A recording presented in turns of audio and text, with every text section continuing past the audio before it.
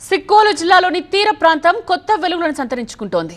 రాత్రైతే చాలు చీకట్లో బిక్కుబిక్కుమంటూ జీవనం సాగించే మత్స్యకార గ్రామాలు ఇప్పుడు సౌర విద్యుత్ కాంతులతో జిగేలమంటున్నాయి. కేంద్ర రాష్ట్ర ప్రభుత్వాల చొరవతో సముద్ర తీరాన్ని మత్స్యకార గ్రామాలను అనుసంధానం చేస్తూ రోడ్లు, సోలార్ లైట్స్ వెలిశాయి.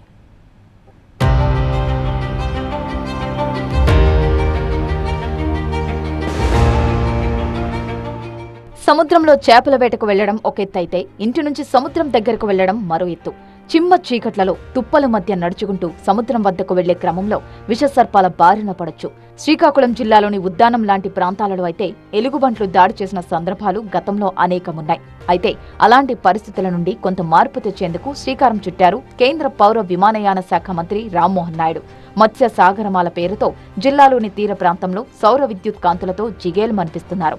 కేంద్ర రాష్ట్ర ప్రభుత్వ సహకారంతో నగేరా పథకం కింద బీచ్ కి మత్స్యకార గ్రామాలకు అనుసంధానం చేస్తూ నూతనంగా సీసీ రోడ్లను నిర్మించారు.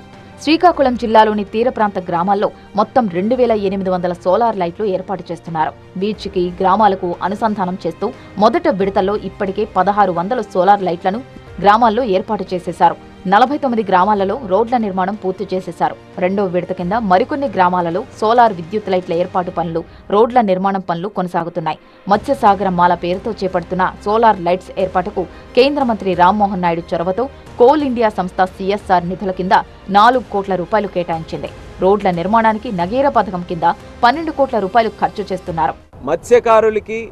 మత్స్యకారులు ఉన్నటువంటి తీర ప్రాంత గ్రామాలకి చాలా ఏళ్ల నుంచి ఉన్నటువంటి ఒక కీలకమైనటువంటి సమస్యకి కన్వర్జెన్స్ కింద ఒక గొప్ప సొల్యూషన్ని మేమందరం కూడా ఈరోజు చేయించడం జరుగుతుంది. అందులో కోల్ ఇండియా లిమిటెడ్ వారు ఈ యొక్క సిఎస్ఆర్ యాక్టివిటీ ద్వారా మత్స్యసాగర్ మాలాకి సుమారు 4 కోట్ల రూపాయలు సహకరించి ప్రతి బీచ్ రోడ్డుకి ఏదైతే ఈ తీర ప్రాంత గ్రామాలు ఉన్నాయో వాళ్ళకి సంబంధించినటువంటి బీచ్ రోడ్డుకి సోలార్ లైట్స్ ఇవ్వడానికి వాళ్ళు కూడా అంగీకరించి ఒక 4 కోట్ల రూపాయలు శాంక్షన్ చేశారు. దాని ద్వారా 1600 సోలార్ లైట్స్ మేము ఏర్పాటు చేయడం జరిగింది. కూటమి ప్రభుత్వం మత్స్యకారులకు అండగా ఉండాలన్న ముఖ్య ఉద్దేశంతోనే ఈ కార్యక్రమానికి శ్రీకారం చుట్టినట్టు కేంద్ర మంత్రి రామ్మోహన్ నాయుడు తెలిపారు.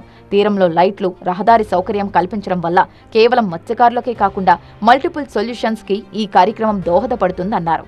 జిల్లాలోని బారువా బీచ్ ను బ్లూ ఫ్లాగ్ బీచ్ గా డెవలప్ చేయాలని డిపిఆర్ తయారు చేస్తున్నామని తెలిపారు.